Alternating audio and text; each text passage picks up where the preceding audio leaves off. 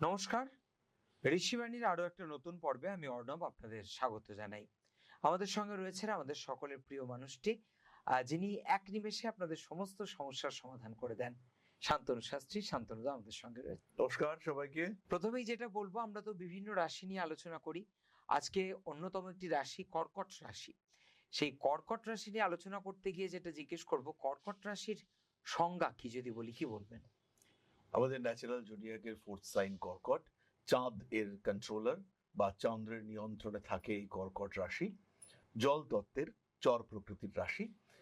একটু চঞ্চল, ইমোশনাল, সবসময় পরিবর্তনশীল, কখনো কখনো একটু খামখেয়ালি, কখনো ভীষণ ক্রিয়েটিভ। অভিনয় দক্ষতা এদের মধ্যে রয়েছে, সরলতা রয়েছে, নিজেকে এক্সপ্রেস করবার ক্ষমতা সেটা রয়েছে। সমস্ত কিছু নিয়ে কর্কট এক কথায় সম্পূর্ণ আলাদা। কখনো এরা আধ্যাত্মিক, কখনো এরা শিল্পী, কখনো এরা মিউজিশিয়ান, কখনো এরা খুব ভালো পড়াশুনো করে, আবার কখনো এই মানুষগুলি ভীষণ ভালো হোম মেকার। কখনো এই মানুষগুলি এর পরিবারের জন্য সবকিছু ত্যাগ করতে পারে। আবার এই পরিবারকে ভালো রাখার জন্যই এরা কিন্তু অনেক কিছু উপার্জন সেটাও করতে পারে।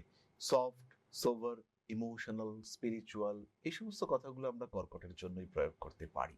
আলাদা, সম্পূর্ণ আলাদা একটা রাশি কর্কট।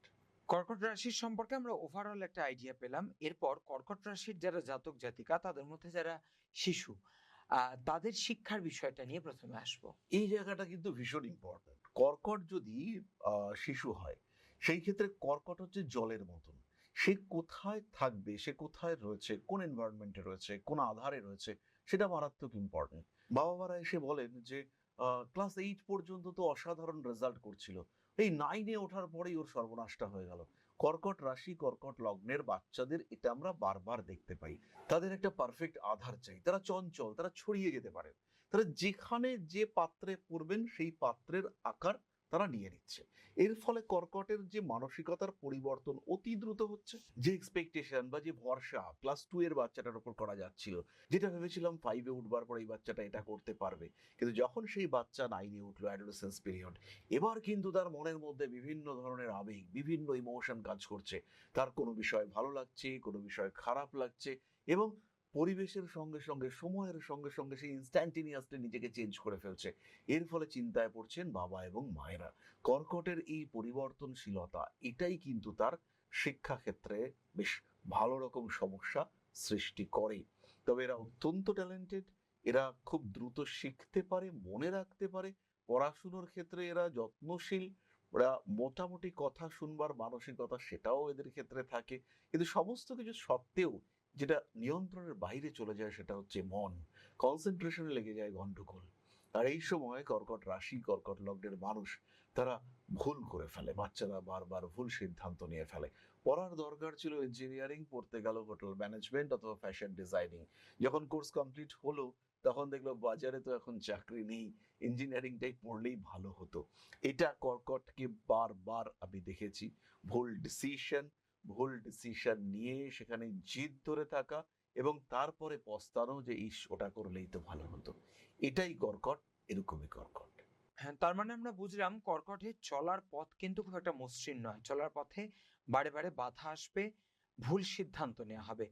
তো ছোটবেলা থেকেই যদি তার, যখন সে পড়াশোনা শুরু করছে, সেই সময় তার পড়াশুনোর যেই চারপাশের পরিবেশ, তার মধ্যে কি কোনোভাবে বদল ঘটিয়ে তার অবস্থার কিছুটা উন্নতি আনা সম্ভব? কর্কটের জন্য আমি বলবো কিছুটা নয়, পুরোটাই আচ্ছা। পরিবর্তন করা সম্ভব। একদম যেমন ছিল সে অরিজিনালি যেমন, কর্কটের মধ্যে পরিবর্তনশীলতা খুব বেশি। পরিস্থিতি সাপেক্ষে কর্কট বদলাতে পারে। কখনো সে ফিজিক্স নিয়ে পড়তে পারে, আবার কখনো সেই মানুষটাই অ্যাস্ট্রোলজার হয়ে যেতে পারে। তো কর্কটের এই পরিবর্তনশীলতা এটা যেন প্রভাবিত না হয়, হুম। এটা যেন নেগেটিভ এনার্জির দ্বারা প্রভাবিত না হয়। যখনই পরিবর্তন তখনই উন্নয়ন, এইটা চেষ্টা করা যেতে পারে।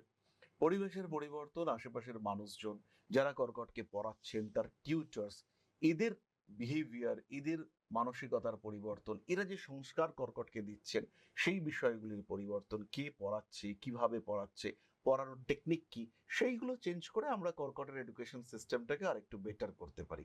টিচাররা কিন্তু ভীষণ ইম্পর্টেন্ট। কর্কটের স্নেহ চাই। পড়ানোর সময় বকা দিলেও কর্কট পড়বে তা হবে না, দুদিন পরে কর্কট বলে আমি পড়বই না, যাই পড়া আমি বসে থাকবো, কিন্তু আমি পড়বো না। আমি বই নিয়ে খুলে বসে আছি, তাকিয়ে আছি, আমি চিৎকার করে করে পড়ছি, কিন্তু পড়াটা মুখে আর কানে, এখানে কিন্তু পড়াটা যাচ্ছে না।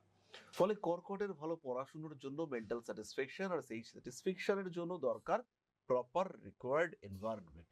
সেই পরিবেশ না পেলে কর্কট কিন্তু কোনোভাবেই নিজের পড়াশোনার জায়গাটাকে সঠিক জায়গায় নিয়ে যেতে পারবেন না। কর্কট যতই চেষ্টা করুন বা অভিভাবকরা যতই চেষ্টা করুন, কর্কটের কিন্তু সেই ক্ষেত্রে একটা সমস্যা দেখতে পাওয়া যাবে। অ্যাডজাস্ট করতে পারবেন না, অভিযোজন হবে না কর্কটের। কর্কট অস্থির হয়ে পড়বে, আর অস্থির মন নিয়ে বাচ্চা কি করে পড়াশোনা করবে, এটাই কর্কটের ক্ষেত্রে দেখতে পাওয়া যায়। কল্পনাপ্রবণ মন, সেই কল্পনাকে নিয়ন্ত্রণের জন্য কিছু বাস্তব পরিবেশের সম্মুখীন করার চেষ্টা, সেটা করা উচিত। পড়াশুনো করলে কি হবে, আর যারা পড়াশুনো করেনি তাদের কি হয়েছে, এই পরিবেশটাকে তার সামনে তৈরি করে দিতে হবে।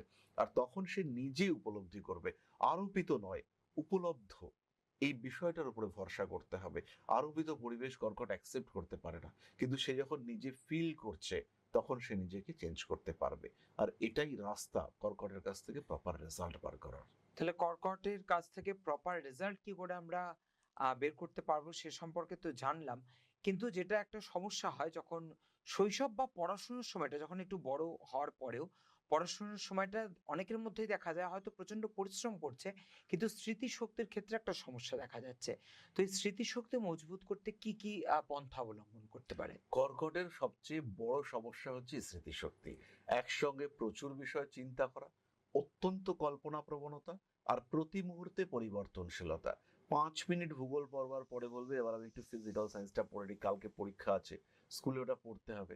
আধ ঘন্টা পড়বার পরে বললো যে ও সব মুখস্থ হয়ে গেছে, আর কোনো অসুবিধা নেই, এখন আমি একটু বায়োলজিটা পড়বো, বলে ম্যাডাম কালকে দাঁড় করিয়ে রাখবে। কিন্তু আলটিমেটলি না তো সেখানে ফিলোসফি হলো, না সেখানে জিওগ্রাফি হলো, না তো হিস্ট্রি হলো, না তো ফিজিক্যাল সায়েন্স হলো, পুরোটাই ইনকমপ্লিট থেকে গেল। তো এইটাই কর্কটের ক্ষেত্রে ঘটে। আর স্মৃতিশক্তি বাড়িয়ে তোলার জন্য একটাই রাস্তা, দেবগুরু বৃহস্পতিকে এনার্জাইজ করা, শুক্রের বলবত্তা বৃদ্ধি করা। কর্কট রাশি বা লগ্নের অধিপতি অর্থাৎ চন্দ্র স্মৃতিশক্তির সঙ্গে সম্পর্কযুক্ত, শর্ট টার্ম মেমোরি চন্দ্র দিয়ে থাকেন। তাই আমরা সরাসরি চন্দ্র, বৃহস্পতি এবং শুক্রের প্রতিকার করলে কর্কটের স্মৃতিশক্তি বাড়তে দেখতে পাওয়া যাবে। সাদা পড়ার টেবিল কর্কটের জন্য ভীষণ ভালো।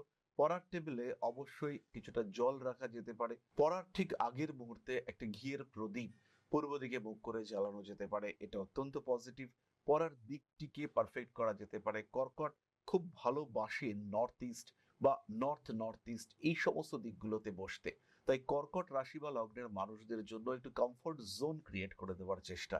কর্কট একটু ক্রিয়েটিভ, তাই ক্রিয়েশন করবার মতো মেন্টালিটি বা ক্রিয়েশন হচ্ছে, প্রাণের সৃষ্টি হচ্ছে, গাছের সৃষ্টি হচ্ছে, অঙ্কুরিত উদ্ভিদের চিত্র, পুরো মাঠ, তার মধ্যে একটা ছোট্ট গাছ, সেখান থেকে একটা গাছের পাতা বেরিয়ে আসছে, এরকম চিত্র কর্কটের জন্য অত্যন্ত পজিটিভ ভাইব্রেশন ক্রিয়েট করতে পারে।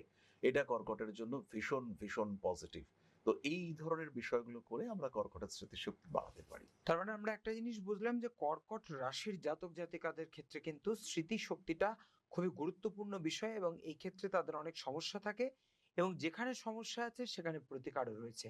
আর কিভাবে প্রতিকার হবে সে সম্পর্কে শান্তনুবাবুর থেকে আমরা জেনে নিলাম। আজকের পর্ব আমরা এখানেই শেষ করব, আবারও দেখা হবে নতুন কোনো পর্বে। নমস্কার। নমস্কার, জয় মা আদি শক্তি।